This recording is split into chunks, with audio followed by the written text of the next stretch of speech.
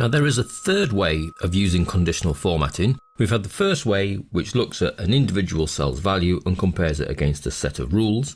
We've had the data bars and color scales for comparing a cell's value in a relative format to the rest of a range that is selected. And we now have top and bottom rules.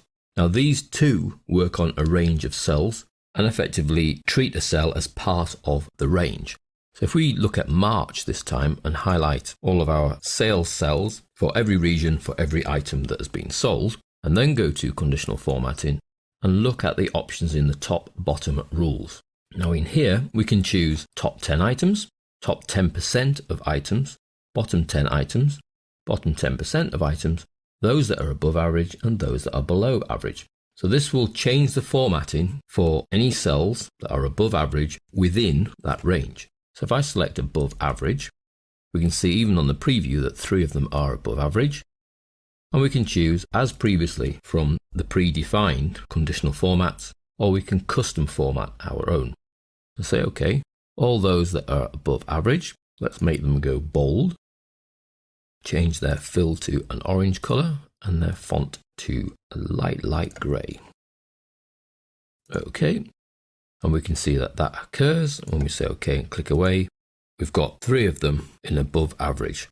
Now the conditional formatting, like the other conditional formatting, will change if the values change and therefore there are less or more cells above average. So if I drop this one right down to 450, that brings that average down because that was one massive cell, and then more of them are actually above average.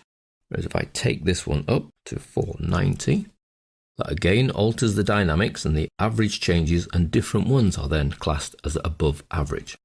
So these top and bottom rules apply to a range of cells and you can get it to highlight the top 10 or 10%.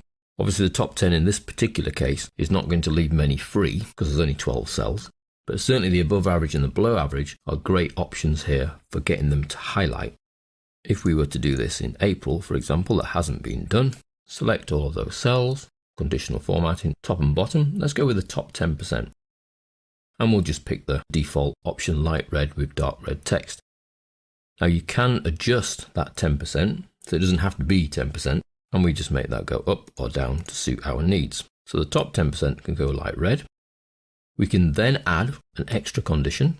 Let's say the bottom 10%. So we're selecting the top and that goes one color. And then we're selecting the bottom, but it defaults to the same color. So we need to choose a different color. Let's go for green and then OK. That way we can see the top 10% go red and the bottom 10% go green. Again, bringing down that average would change things around, and this 576 becomes then the top 10%, whereas our little 7 stays at the bottom as the bottom 10%.